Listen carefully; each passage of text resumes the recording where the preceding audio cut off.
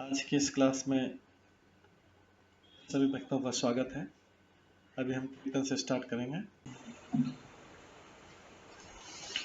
जय राधा माधव कुंज बिहारी, जय राधा माधव कुंज बिहारी, जय गोपीजन वल्लभ गिरिवर धारी, जय गोपीजन वल्लभ गिरिवर धारी, यशोदानंदन व्रज जनरंजन, यशोदानंदन व्रज जनरंजन, यमुना तीरावनचारी, यमुना तीरावनचारी, जय राधा माधव कुंज बिहारी, जय राधा माधव कुंज बिहारी, हरे कृष्णा कृष्णा कृष्णा हरे हरे, हरे राम राम राम हरे हरे, हरे कृष्णा कृष्णा कृष्णा हरे हरे, हरे राम राम राम हरे हरे, हरे कृष्णा कृष्णा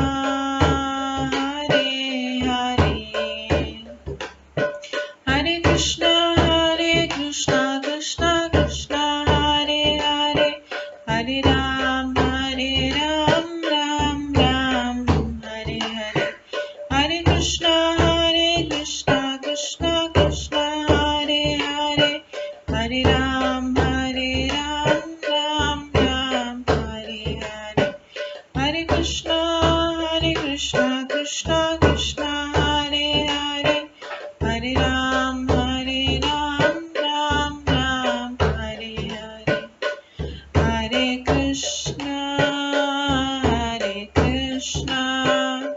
कृष्णा कृष्णा हरे हरे, हरे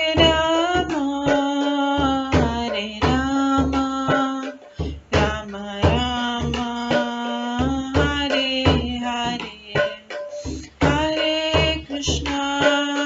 हरे कृष्णा कृष्णा कृष्णा हरे हरे, हरे राम राम राम हरे हरे, जय राधा माधव राधे, जय राधा गोविंद राधे, जय गौरनिताय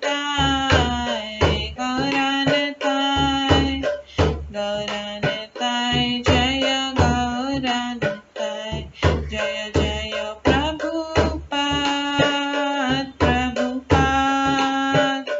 प्रभुपाद जय जय प्रभुपाद, जय जय गुरुदेव जय जय गुरुदेव, नित्य गौर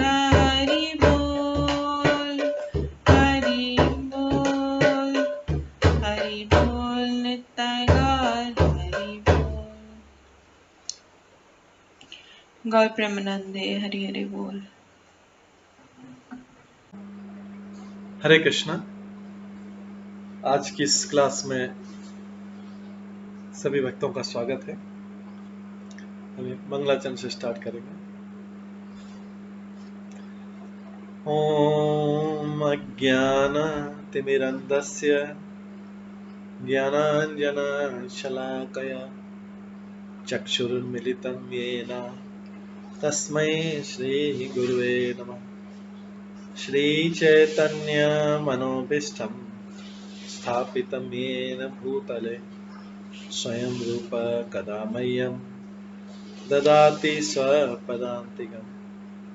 वन्देऽहं श्रीगुरो श्रीयुतपदकमलं श्रीगुरुं वैष्णवांश्च श्रीरूपं साग्रजातं सहगण रघुनाथान्वितं तं सजीवं साद्वैतं सावधूतं परिजनसहितं कृष्णचैतन्यदेवं श्रीराधाकृष्णपादान् सहगण ललिता श्रीविशाखान्वितांश्च नमो विष्णुपदाय कृष्णपृष्ठाय भूतले श्रीमते भक्तिवेदान्त स्वामिन्निति नामिने। नमस्ते सरस्वती देवे गौरवाणी प्रचारिणे निर्विशेष शून्यवादी पाश्चात्य देशातारिणे। वाञ्छाकल्पतरुभ्यश्च कृपा सिन्धुभ्येव च पतितानां पावनेभ्यो वैष्णवेभ्यो नमो नमः। जय श्री कृष्ण चैतन्य प्रभु नित्यानंद श्री अद्वैत गदाधर शिवासादि गौर भक्तवृंद। हरे कृष्णा कृष्णा कृष्णा हरे हरे, हरे राम राम राम हरे हरे। ओम नमो भगवते वासुदेवाय। ओम नमो भगवते वासुदेवाय। ओम नमो भगवते वासुदेवाय। नारायणं नमस्कृत्य नरं चैव नरोत्तमं देवीं सरस्वतीं व्यासं ततो जयमुदीरये। नष्टप्रायेषु भद्रेषु नित्यं भागवत सेवया भगवते उत्तम श्लोके भक्तिर्भवति नैष्ठिकी। कृष्णाय वासुदेवाय देवकी नंदनाय च नन्दगोपकुमाराय गोविन्दाय नमो नमः। सर्ववेदान्तसारमे श्रीभागवतम् इष्यते तद्रसामृतात् नान्यत्र स्याद्रति क्वचित्। आराध्यो भगवान् ब्रजेश कन्यस्तनधाम वृन्दावन रम्या काचिदुपासना व्रजवधूवर्गेण या कल्पिता। श्रीमद्भागवतं प्रमाणम् अमलं प्रेम कुमार्थमः श्रीचैतन्य महाप्रभुमतम् इदं तत्रादरो न परम्। मूकं करोति वाचालं पङ्गुलङ्घयते गिरिं यत्कृपातमहं वन्दे परमानन्दमाधवम्। हरे कृष्णा।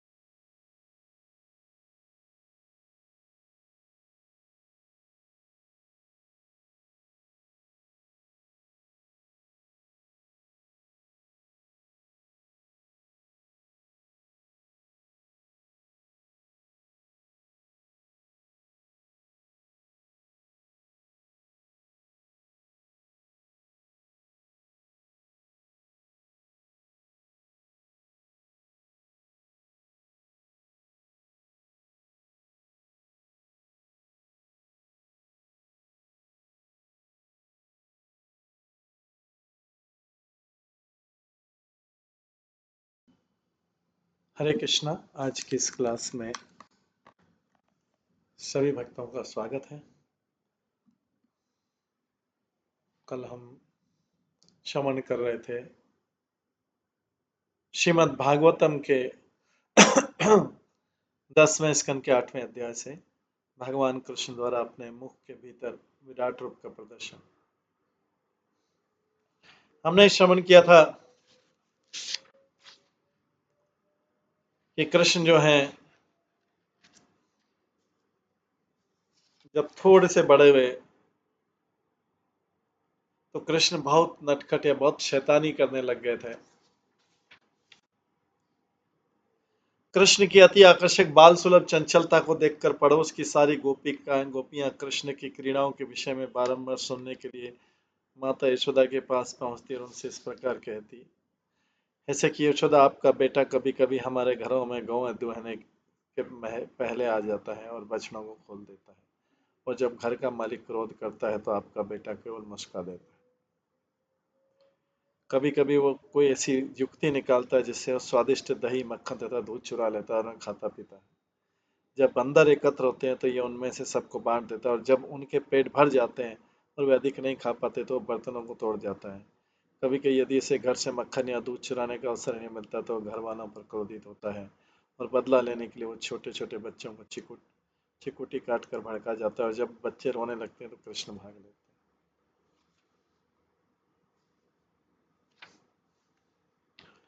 जब दूध तथा दही की मटकी को छत से लटकते छिके में ऊंचा रखा जाता है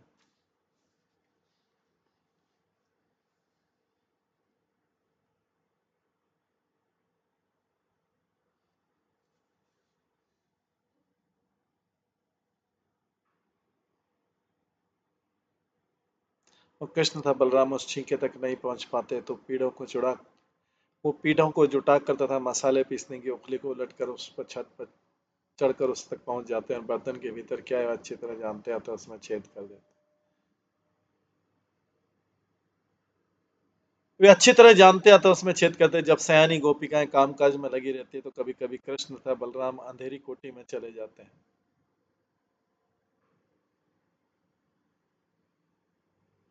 और अपने शरीर में पहने मूल्यवान आभूषणों की मणियों की चमक से उस स्थान को प्रकाशित करके चोरी कर ले जाते हैं।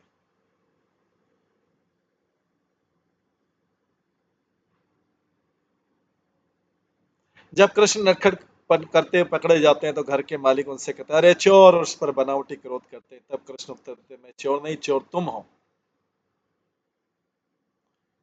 कभी कभी कृष्ण क्रोध में आकर हमारे साफ सुथरे घरों में मल मूत्र विसर्जन कर देता है, किंतु हे सखी यशोदा, अब वही दक्ष चोर तुम्हारे सामने अच्छे लड़के की तरह बैठा है। कभी कभी गोपियां कृष्ण को भयातुर आंखों के लिए बैठे देखती ताकि माता फटकारे नहीं, डांटे फटकारे ना। जब वे कृष्ण का सुंदर मुखड़ा देखती हैं तो उसे डांटने की बजाय वे उनके मुखड़ों को देखती रह जाती है और दिव्य आनंद का अनुभव करती है। माता यशोदा इस खिलवाड़ पर मंद मंद मुस्काती और उनका मन अपने भाग्यशाली दिव्य बालक को डांटने को करता ही नहीं था।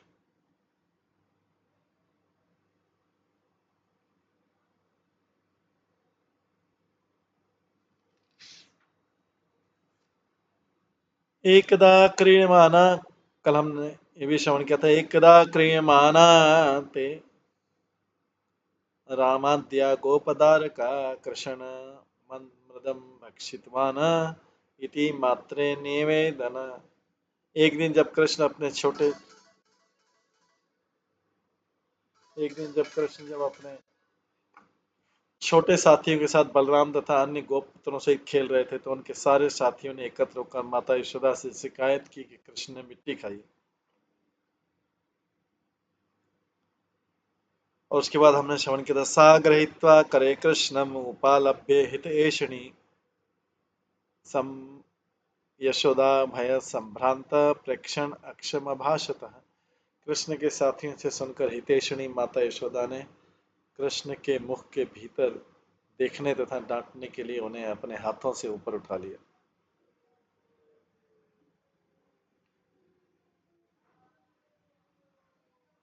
वे डरी डरी आंखों से अपने पुत्र से इस प्रकार बोले,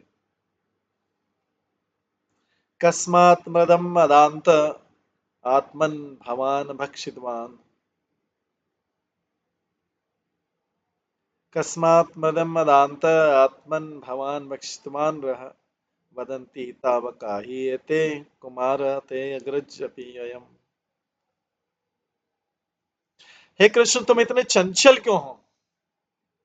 यशोदा मैया बोलती कि एकांत स्थान में तुमने मिट्टी खा ली। यह शिकायत तुम्हारे बड़े भाई बलराम समेत तुम्हारे संगी साथियों ने की। ये क्यों हुआ? यशोदा बोलती, तुम्हारे बड़े भाई बलराम ने भी इस शिकायत की।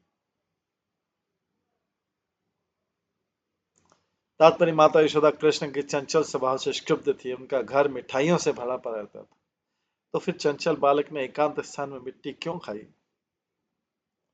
कृष्ण ने उत्तर दिया, माता, सबों ने षड्यंत्र करके मेरे विरुद्ध शिकायत की जिससे आप मुझे दंड दें। मेरे बड़े भैया बलराम उनसे मिल गए हैं। वास्तव में मैंने काम नहीं किया। मेरी बात सत्य माने, मुझ पर नाराज ना हो, मुझे डांटे नहीं। ना हम भक्षितवानम्ब सर्वे मिथ्याभिशंसिनः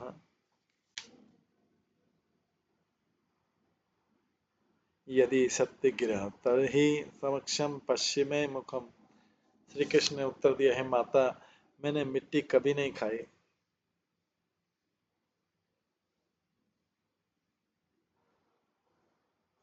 मेरी शिकायत करने वाले मेरे सारे मित्र झूठे हैं। यदि आप सोचती कि वे सच बोल रहे हैं तो आप मेरे मुंह के भीतर प्रत्यक्ष देख सकते।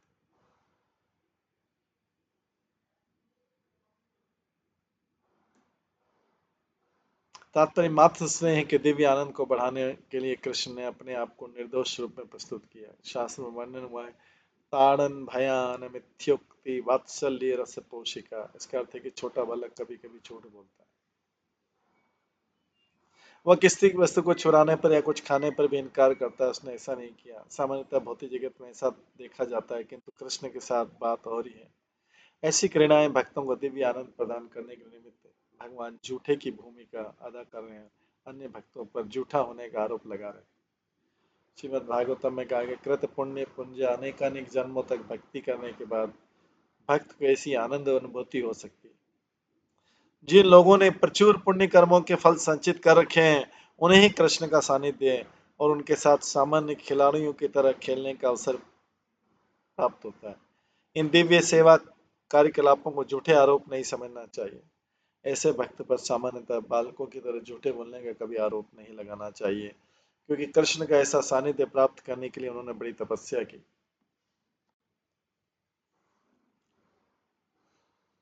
यदि मम तर्हि व्यादेहि इति उक्त स भगवान हरि व्यादत्त अवायत ऐश्वर्य क्रीड़ा मनुज बालक। माता यशोदा ने कृष्ण को धमकाया, यदि तुमने मिट्टी नहीं खाई तो अपना मुंह पूरी तरह खोलो।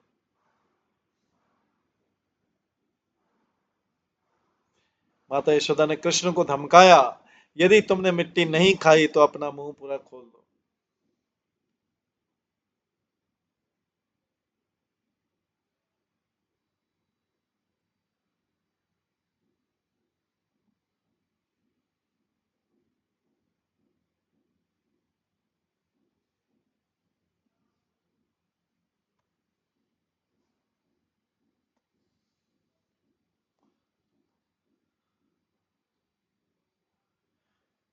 इस पर नंद तथा यशोदा के पुत्र कृष्ण ने मानवीय बालक की तरह लीला करने के लिए अपना मुंह खोला। यद्यपि समस्त ऐश्वर्यों के स्वामी भगवान कृष्ण ने अपनी माता के वात्सल्य प्रेम को ठेस नहीं लगाई, फिर भी उनका ऐश्वर्य स्वतः प्रदर्शित हो गया, क्योंकि कृष्ण का ऐश्वर्य किसी भी स्थिति में विनष्ट नहीं होता, अभी तो उचित समय पर प्रकट होता है।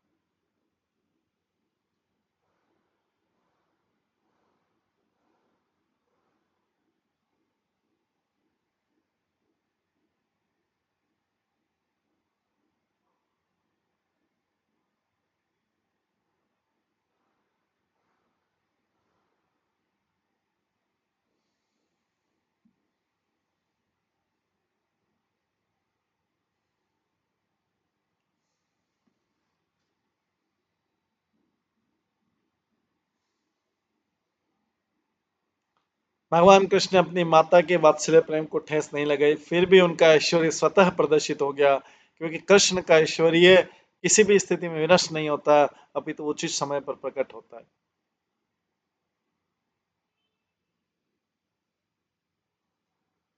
यशोदा ने बोला, अच्छा मुंह खोल के बताओ।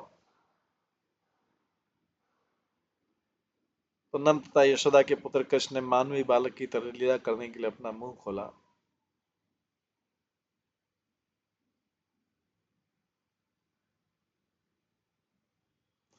तात्पर्य, अपनी माता के स्नेह भाव को डिगाए बिना ही कृष्ण ने अपना मुंह खोल दिया।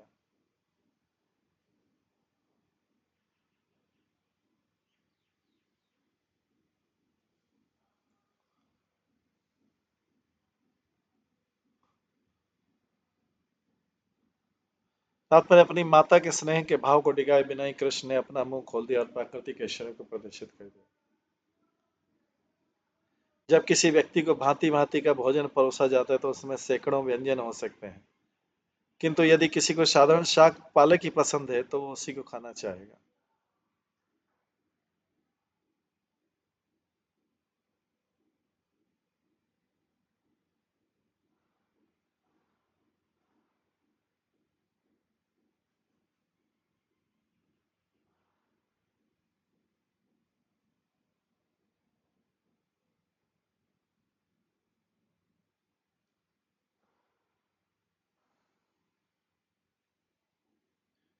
इस तरह यद्यपि कृष्ण समस्त ऐश्वर्य से पूर्ण है, किंतु अब जब उन्हें अपनी माता के आदेश से बालक की तरह अपना मुंह खोलना पड़ा तो उन्होंने वात्सल्य रस के दिव्य विनोद की उपेक्षा नहीं की।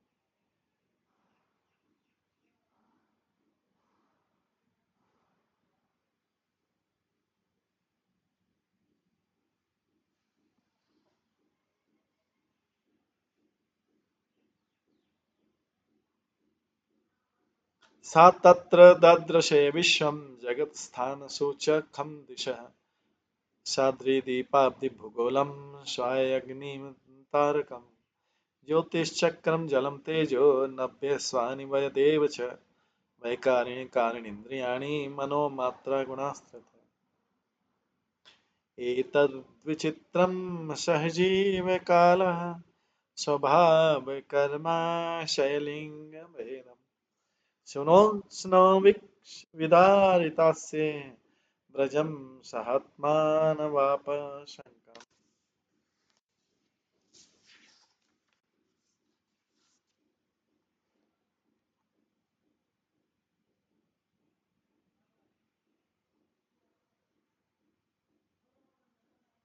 जब कृष्ण ने माता यशोदा के आदेश से अपना पूरा मुंह खोला तो उन्होंने कृष्ण के मुख के भीतर सभी चराचर प्राणी, बाह्य आकाश, सभी दिशाएं, पर्वत, द्वीप, समुद्र, पृथ्वी तल, बहती हवा, अग्नि, चंद्रमा तथा तारे देखे।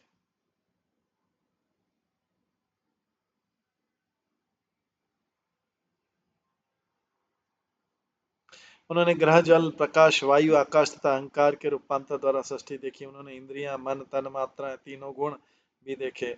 उन्होंने जीवों की आयु, प्राकृतिक स्वभाव तथा कर्मफल देखे। उन्होंने इच्छाएं, विभिन्न प्रकार के चराचर शरीर देखे। विराट जगत के इन विविध पक्षों के साथ ही स्वयं को तथा वृंदावन धाम को देखकर वे अपने पुत्र के स्वभाव से सशंकित तथा भयभीत हो उठे।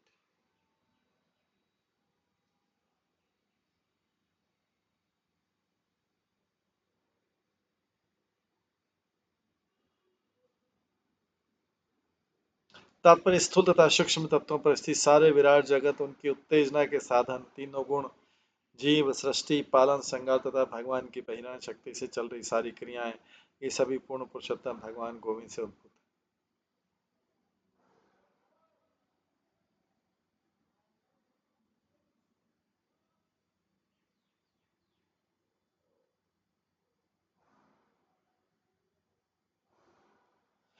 सारी वस्तुएं उनके नियंत्रण में, उसकी पुष्टि भगवत गीता से होती है। मैं दक्षिण प्रकृति सूयते सचराचर, भौतिक प्रकृति की सारी वस्तुएं उनके नियंत्रण में है।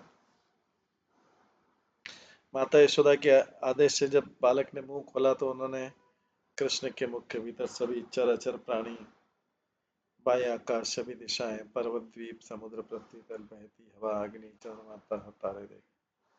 उन्होंने ग्रह, जल, प्रकाश, वायु, आकाश तथा अहंकार के रूपांतर द्वारा सृष्टि देखी।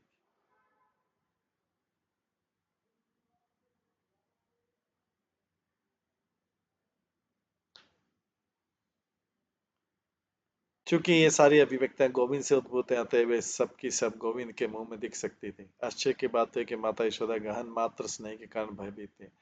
उन्हें विश्वास ही नहीं हो पा रहा था कि उनके पुत्र के मुख में ऐसी वस्तुएं दिख सकती। फिर भी उन्होंने देखा और इसलिए भय तथा आश्चर्य से हक्की बक्की रह गए। जब कृष्ण ने माता यशोदा के आदेश से अपना पूरा मुंह खोला तो उन्होंने कृष्ण के मुख के भीतर सभी चर प्राणी, वायु, आकाश, सभी दिशाएं, पर्वत, द्वीप, समुद्र, पृथ्वी तल, बहती हवा, अग्नि, चंद्रमा तथा तारे देखे। उन्होंने ग्रह, जल, प्रकाश, वायु, आकाश तथा अहंकार के रूपांतर द्वारा सृष्टि देखी। उन्होंने इंद्रियां, मन, तन मात्राएं, तीनों गुणों के भी देखे। उन्होंने जीवों की आयु, प्राकृतिक स्वभाव तथा कर्म फल देखे। उन्होंने इच्छाएं और विभिन्न प्रकार के चर अचर शरीर देखे। विराट जगत के इन विविध पक्षों के साथ स्वयं को तथा वृंदावन धाम को देखकर वे अपने पुत्र के स्वभाव से सशंकित तथा भयभीत हो। तात्पर्य स्थूल तथा सूक्ष्म तत्वों पर स्थित सारे विराट जगत, उनकी उत्तेजना के साधन, तीनों गुण, जीव, सृष्टि, पालन, संहार तथा भगवान की बहिरंगा शक्ति से चल रही सारी क्रियाएं, ये सभी पूर्ण पुरुषोत्तम भगवान गोविंद से अद्भुत है। सारी वस्तुएं उनके नियंत्रण में हैं।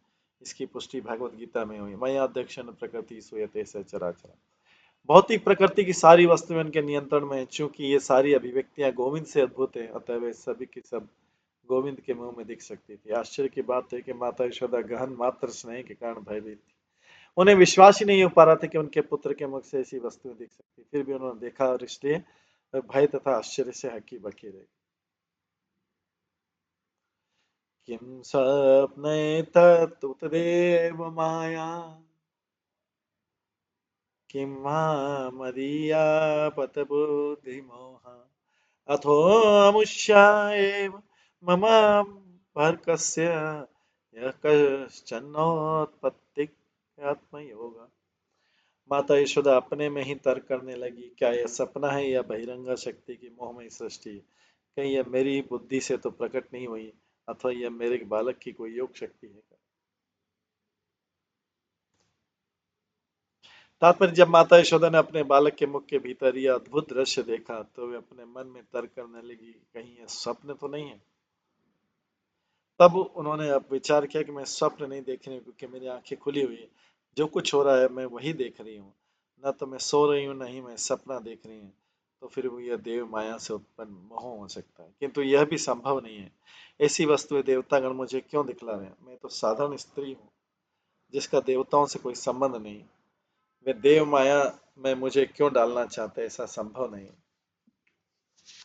तब माँ सरस्वती ने सोचा कि यह दृश्य मोह के कारण है। मैं ठीक ठाक हूँ, मुझे कोई रोग नहीं है, तो फिर मोह क्यों? ऐसा नहीं कि मेरा मस्तिष्क विकृत हो गया है, क्योंकि मैं सामान्य रूप से सोच सकती हूँ। अवश्य ये दृश्य मेरे पुत्र की योग शक्ति के कारण है। जैसा गर्ग मुनि ने भविष्यवाणी की, इस तरह वे इस निष्कर्ष पर पहुंचे कि ये दृश्य उन्हीं के पुत्र की ही रचना है और कुछ भी नहीं।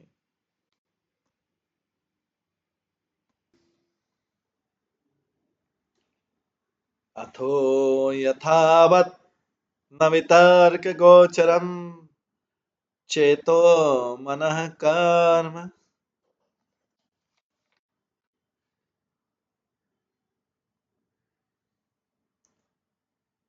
चेतो मनः कर्म वचोभियंजसः यताशयं येन यत् प्रतीयते सुदुर्विभाव्यं प्रणतास्मि तत्पदम्।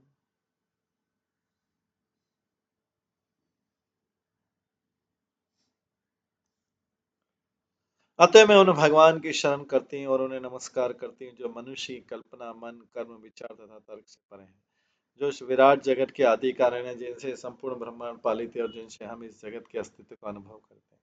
मैं उन्हें सादर नमस्कार ही कर सकती हूँ, क्योंकि मेरे चिंतन, अनुमान तथा ध्यान से परे हैं। वे मेरे समस्त भौतिक कर्मों से भी परे हैं।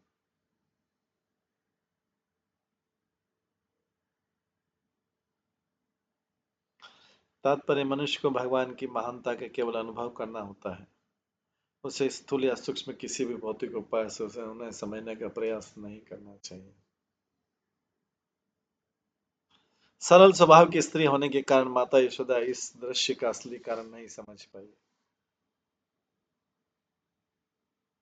अतः मात्र स्नेहवश उन्होंने भगवान को केवल नमस्कार किया कि मैं उनके बालक की रक्षा करूं।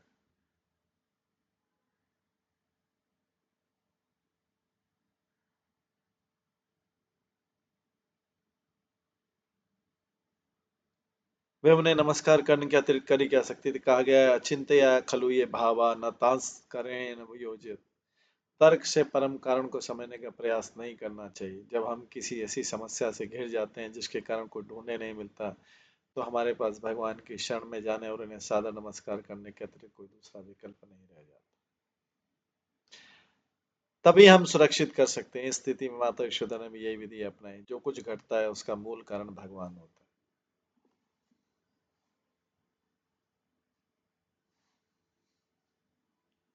सर्व कारण कारण, जब कारण का पता न चले तो हमें भगवान के चरण कमलों पर नमस्कार मात्र करना चाहिए। माता यशोदा इसी निष्कर्ष पर पहुंची कि अपने पुत्र के मुख में जो अद्भुत वस्तुएं हैं उन्हें देखे वे उसी बालक के कारण थी, भले वे कारण सुनिश्चित नहीं कर पाई। अतः जब भक्त को किसी कष्ट का कारण निश्चित नहीं हो पाता तो उसी निष्कर्ष पर पहुंचता है। तत्तेऽनुकम्पां सुसमीक्ष्यमाणो भुञ्जन्येवात्मकृतं विपाकम् हृदवाग्मु हृदवाग्मुपिर्भिर्विदधन् नमस्ते जीवेत यो भक्तिपदे सदाय।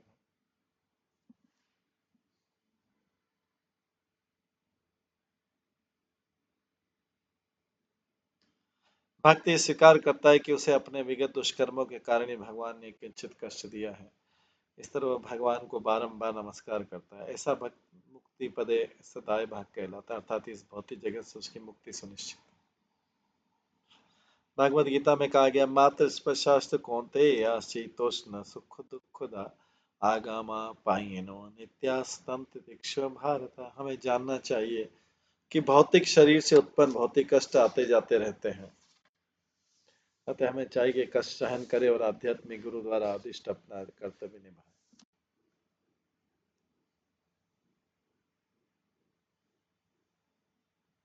अहम ममासो पतियेष मे सुत ब्रजेश्वरस्याखिल वित्तपासति गोप्य च गोपाशः गोधनाश्च मे यतमाययायेतत् कुमाति समे।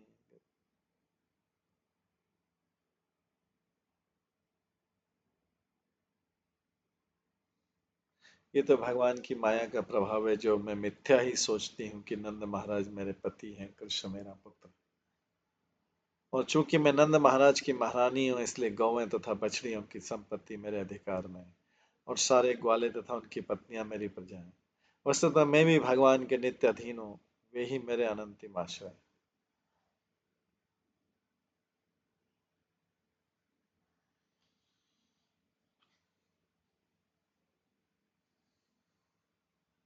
तात्पर्य, माता यशोदा के चरण चिन्हों का अनुसरण करते हुए हर व्यक्ति को इस त्याग वृत्ति का पालन करना चाहिए। हमारे पास जितनी भी संपत्ति ऐश्वर्य अथवा जो कुछ भी होता है वह हमारा नहीं है, अपितु भगवान का है, जो हर एक का अनंतिम आश्रय है तथा स्वामी।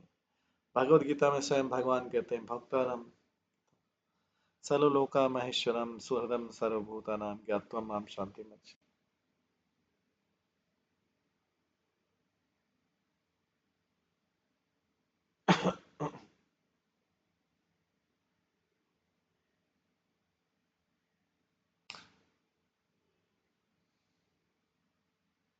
साधु जन मुझे ही समस्त यज्ञों तथा तपस्याओं का चरम कारण, समस्त लोकों तथा देवताओं का परमेश्वर तथा समस्त जीवों का शुभ चिंतक जानकर भौतिक दुखों से शांति प्राप्त कर। हमें अपनी संपत्ति पर गर्वित नहीं होना चाहिए। जैसा माता यशोदा ने यहाँ पर कहा, मैं न तो संपत्ति की स्वामिनी हूँ, न नंद महाराज की श्रीमान पत्नी। राज्य संपत्ति गौवें बछड़े तथा गोपियों जैसे प्रजा एवं ग्वाले मुझे दिए गए। मनुष्य को मेरी संपत्ति, मेरा पुत्र तथा मेरा पति, इस प्रकार का विचार त्याग देना चाहिए। हर वस्तु भगवान की और किसी की नहीं है। केवल मोहवश हम गलत सोचते हैं, मैं हूँ या हर वस्तु मेरी है। इस तरह माता यशोदा पूर्ण रूपेण भगवान की शरणागत हो गई।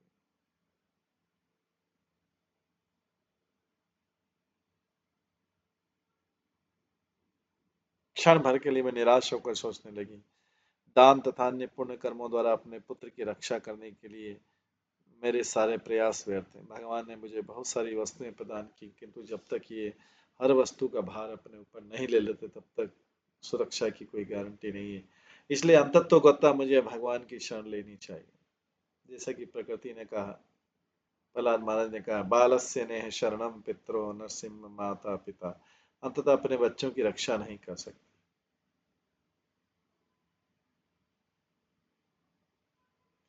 अतो ग्रह क्षेत्र सुताप्त वित्ते जनस मोहमयम ममेति, मनुष्य की भूमि, घर, संपत्ति तो उसके पास जो कुछ भी है वो सब भगवान का है। यद्यपि हम भूलवश सोचते हैं कि यह मैं हूँ और ये सारी वस्तुएं मेरी।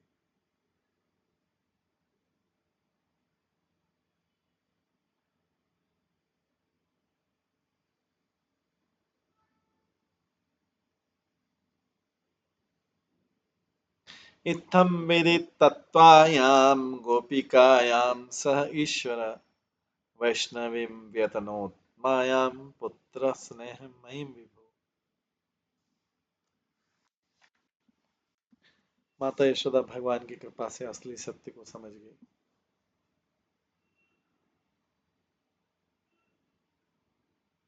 लेकिन अंतरंगा शक्ति योग माया के प्रभाव से परम प्रभु ने उन्हें प्रेरित किया कि वे अपने पुत्र के गहन मात्र प्रेम में लीन हो जाए।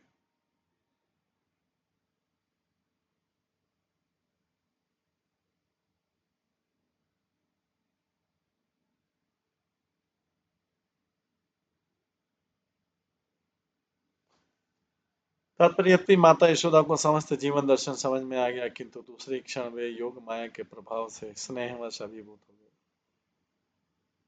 उन्होंने सोचा कि जब तक वे अपने पुत्र की देखरेख नहीं करेगी तब तक वो सुरक्षित कैसे रह सकते। वे अन्यथा न सोच पाई, अपना सारा दर्शन भूल गई। श्री विश्वनाथ चक्रवर्ती ठाकुर ने इस विस्मृति को योग माया का प्रभाव बतलाया है। मोहन साध्यमया माया, भौतिकतावादी व्यक्ति महामाया द्वारा मुग्ध हो जाते हैं, किंतु भक्तगण दिव्य शक्ति की व्यवस्था के अंतर्गत योग द्वारा माया द्वारा मुग्ध होते हैं।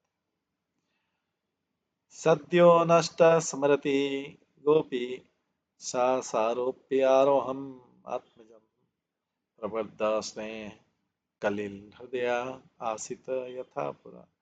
कृष्ण ने अपने मुंह के भीतर जिस प्रकार विराट रूप को दिखलाया था, योग माया के उस भ्रम को तुरंत ही भूलकर माता यशोदा ने अपने पुत्र को पूर्ववत अपनी गोद में ले लिया और अपने दिव्य बालक के प्रति उनके हृदय में और अधिक स्नेह उमड़ा।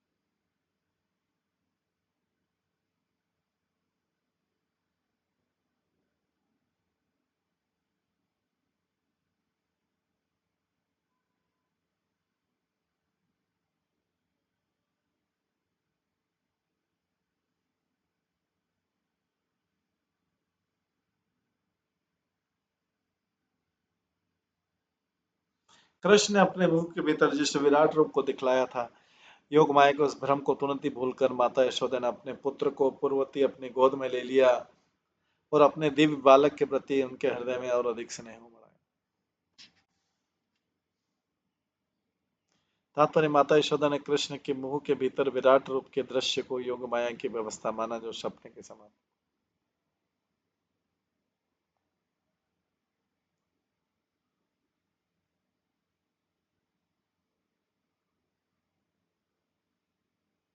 जिस प्रकार स्वप्न के बाद सारी माता यशोदा ने कृष्ण के मुंह के भीतर विराट रूप के दृश्य को योग माया की व्यवस्था माना, जो स्वप्न के समान थी। जिस प्रकार स्वप्न के बाद सारी बातें भूल जाते हैं, वैसी माता यशोदा तुरंत ही पूरी घटना भूल गई। जो ही स्नेह का प्राकृतिक भाव बढ़ाते हुए उन्होंने निश्चय किया, आप इस घटना को भुलाए देती हुए मेरा पुत्र है, मैं इसे चुम लूं।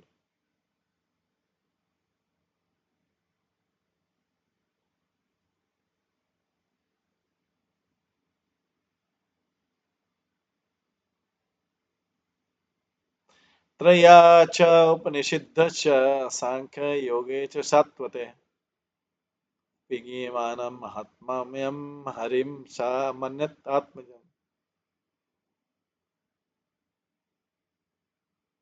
तात्पर्य जैसा कि भगवान कृष्ण ने भगवद गीता में कहा, वेदों का अध्ययन का उद्देश्य भगवान को समझना है। वेदेश शर्महमेव वेद्य। चैतन्य महाप्रभु ने सनातन गोस्वामी को बतलाया कि वेदों के तीन उद्देश्य, पहला कृष्ण के साथ अपने संबंध को समझना, दूसरा उस संबंध के अनुसार कार्य करना और तीसरा चरम लक्ष्य तक पहुंचना। प्रयोजन का अर्थ है आवश्यकता और परम आवश्यकता की व्याख्या श्री चैतन्य महाप्रभु द्वारा की। प्रेम और परमार्थ महान।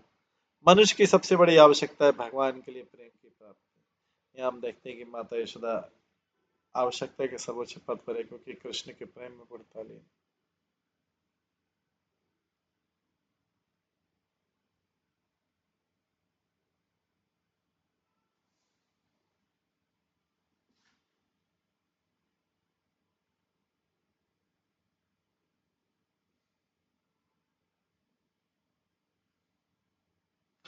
तात्पर्य जैसा कि भगवान कृष्ण ने भगवद गीता में कहा कि वेदों का अध्ययन उद्देश्य भगवान को समझना, वेदेश्च सर्वे अहम वेद्य। श्री चैतन्य महाप्रभु ने सनातन गोस्वामी को बतलाया कि वेदों के तीन उद्देश्य, पहला कृष्ण के साथ अपने संबंधों को समझना, दूसरा उस संबंध के अनुसार कार्य करना और तीसरा चरम लक्ष्य तक पहुंचना। प्रयोजन का अर्थ आवश्यकता है और परम आवश्यकता की व्याख्या श्री चैतन्य महाप्रभु द्वारा की गई। प्रेम पुमार्थ महान। मनुष्य की सबसे बड़ी आवश्यकता है भगवान के लिए प्रेम की प्राप्ति।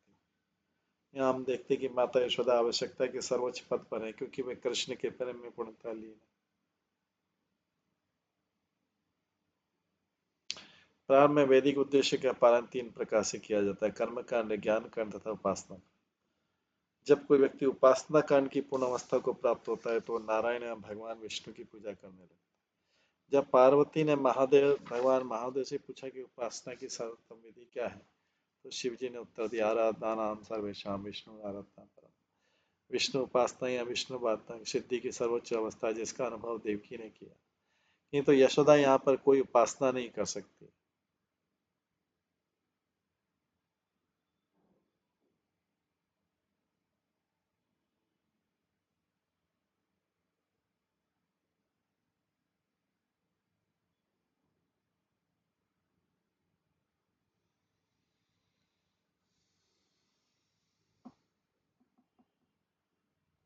क्योंकि उनमें कृष्ण के प्रति दिव्य प्रेम भाव उत्पन्न हो चुका है,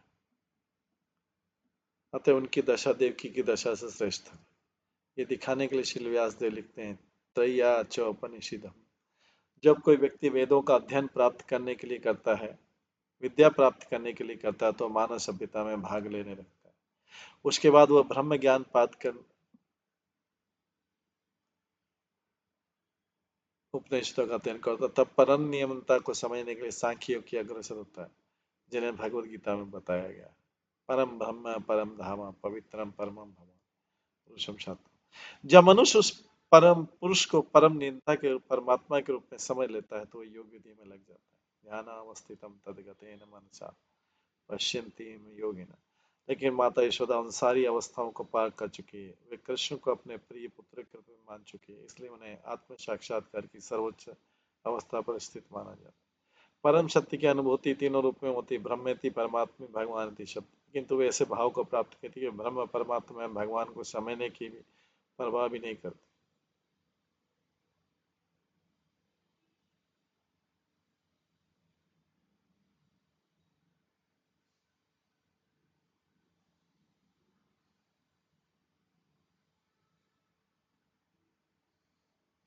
भगवान उनका प्रिय पुत्र बनने के लिए स्वयं अवतरित हुए हैं, अतः माता यशोदा के सौभाग्य की कोई बराबरी नहीं की जा सकती। जैसा कि श्री चैतन्य महाप्रभु ने कहा है, रम्या काजित उपासना ब्रज वधु वर्गिणया कल्पित। परम सत्य अर्थात पूर्ण पुरुषोत्तम भगवान की विभिन्न अनुभूति विभिन्न अवस्थाओं में की जा सकती है। भगवद गीता में भगवान कहते हैं, यथा माम प्रपद्यन्ते ताम सतैव भजामि अहम्, मम वर्तमानं न वर्तन्ते मनुष्याः पार्थ सर्वशः। मनुष्य जिस तरह मेरी शरण में आते हैं उन्हें मैं उसी तरह से पुरस्कृत करता हूँ। वह प्रथापुत्र, इस हर व्यक्ति मेरे मार्ग का सभी प्रकार से अनुसरण करता है।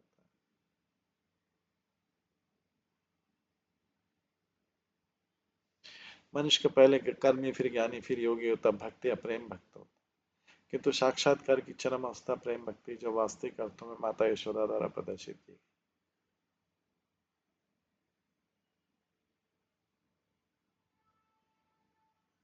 श्री राजोवाच नंद किम अकरोत् ब्रह्मन् श्रेय एवं महाउदयम् यशोदा च महाभागा पपो यस्यास्तनम हरि।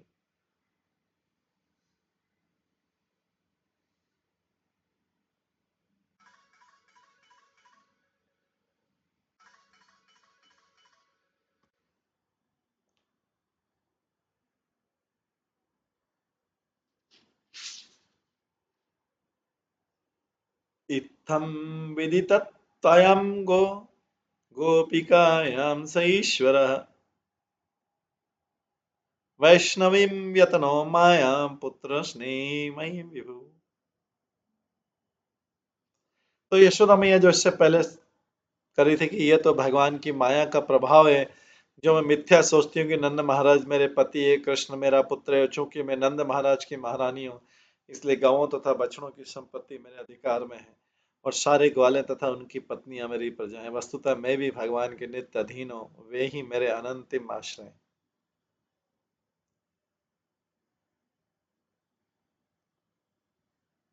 आश्रय तथा स्वामी है। भगवान कहते हैं भोक्ताराम ये तपसाम सर्वलोका महेश्वरा सुहृदम सर्वभूतानां ज्ञातम माम शांति मुच्यति। साधु जन मुझे ही समस्त यज्ञों तथा तपस्याओं का चरम कारण, समस्त लोकों तथा देवताओं का परमेश्वर तथा समस्त जीवों का शुभ चिंतक जानकर भौतिक दुखों से शांति प्राप्त करते हैं। हमें अपनी संपत्ति पर गर्व नहीं करना चाहिए। जैसा कि माता यशोदा ने यहाँ पर कहा है, मैं न तो संपत्ति की स्वामिनी हूँ, न नंद महाराज की ऐश्वर्यवान पत्नी। राज्य, संपत्ति, गौएं, बछड़े तथा गोपियां जिसकी प्रजा एवं ग्वाले मुझे दिए गए। मनुष्य को मेरी संपत्ति, मेरा पुत्र था, मेरा पति, इस प्रकार का विचार त्याग देना चाहिए। जनस्य मोहम्यम ममेति।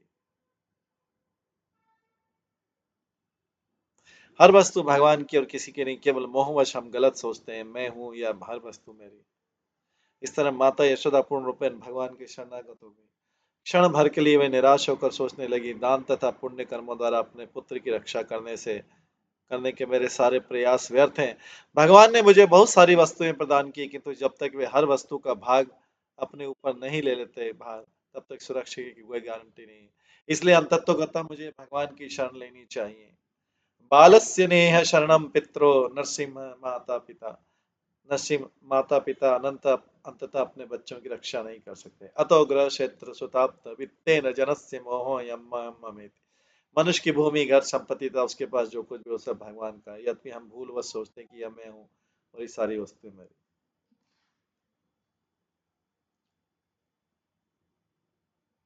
इत्थम विदितत्वायां गोपिकायां स वैष्णव। हर वस्तु भगवान की किसी की नहीं, केवल मोहवश हम गलत सोचते हैं। अतो ग्रह क्षेत्र सुताप्त वित्ते जनस्य मोह ममेति। मनुष्य की भूमि, घर, संपत्ति था, उसके पास जो कुछ भी वो सब भगवान का। यद्यपि हम भूलवश सोचते हैं कि मैं हूँ, ये सारी वस्तुएं मेरी। इत्थं विदित्तत्वायां गोपिकायां स ईश्वर वैष्णवीं व्यतनो दत्मायां पुत्रस्नेहमयीं विभु। माता यशोदा भगवान की कृपा से असली सत्य को समझ गई, लेकिन अंतरंगा शक्ति योग माया के प्रभाव से परम प्रभु ने उन्हें प्रेरित किया कि वे अपने पुत्र के गहन मात्र प्रेम में लीन हो जाए। यद्यपि माता यशोदा को समस्त जीवन दर्शन समझ में आ गया, किंतु दूसरे क्षण में योग माया के प्रभाव से स्नेहवश अभिभूत हो गई। उन्होंने सोचा कि जब तक वे अपने पुत्र की देख रेख नहीं करेंगी, तब तक वो सुरक्षित कैसे रह सकता है। वे अन्यथा न सोच पाई और अपना सारा दर्शन भूल गई, सारा फिलॉसफी भूल गई। इसलिए विश्वनाथ चक्री ठाकुर ने इस स्मृति को योग माया का प्रभाव बताया। मोहन साध्य मयान माया, भौतिकतावादी व्यक्ति महामाया द्वारा मुक्त हो जाते हैं, किंतु भक्तगण दिव्य शक्ति की व्यवस्था के अंतर्गत योग माया द्वारा मुक्त होते हैं। सद्य नष्ट स्मृति कोपि सारोप्यारोहम आत्मजम प्रबद्ध स्नेह कलिल हृदया आसित यथा पुरा। कृष्ण ने अपने मुंह के भीतर जिस विराट रूप को दिखलाया था, योग माया के उस भ्रम को तुरंत ही भूलकर माता यशोदा ने अपने पुत्र को पूर्ववत अपनी गोद में ले लिया और अपने दिव्य बालक के प्रति उनके हृदय में और अधिक स्नेह उमड़ाया।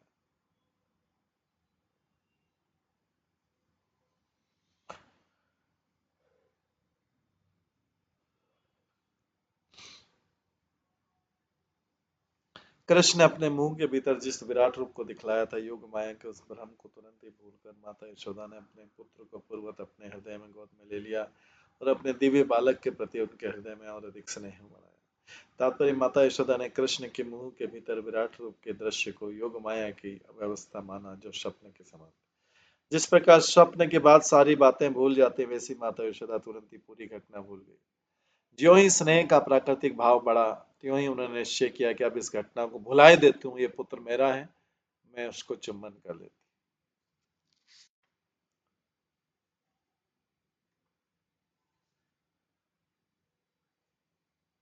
तो माता यशोदा भगवान की कृपा से असली सत्य उसको समझ गई, लेकिन अंतरंगा शक्ति योग माया के प्रभाव से परम प्रभु ने उन्हें प्रेरित किया कि वे अपने पुत्र के गहन मातृ प्रेम में लीन हो जाए, फिर से मातृ भाव में रहे।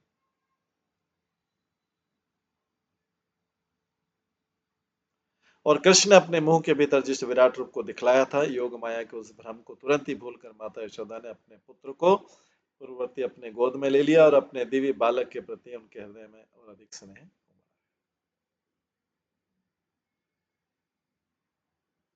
तो ये सारी लीला जो है इस तरीके से खत्म होती भगवान कृष्ण द्वारा अपने मुख के भीतर विराट रूप का प्रदर्शन। और भगवान की महिमा का अध्ययन तीनों वेदों, उपनिषदों, सांख्य योग के ग्रंथों तथा अन्य वैष्णव साहित्य के माध्यम से किया जाता है वैसे तो, लेकिन फिर भी माता यशोदा परम पुरुष को अपना सामान्य बालक समझती। ये भगवान की लीला थी। इसके आदि लीला से क्या कंक्लूजन निकलता है और आप आगे सुखदेव गोस्वामी क्या एक्सप्लेन करते हैं, ये हम कल की क्लास में श्रवण करेंगे। आज की क्लास के यहीं पे विराम देते हैं। सभी भक्तों का बहुत बहुत धन्यवाद। सब भक्तों के लिए एक बार हरे कृष्ण महामंत्र का जप करते हैं। हरे कृष्णा कृष्णा कृष्णा हरे हरे, हरे राम राम राम हरे। श्री श्रीमद् भागवतम महापुराण की जय। श्रील प्रभुपाद की जय। सभी भक्तगणों की जय। हरे कृष्ण।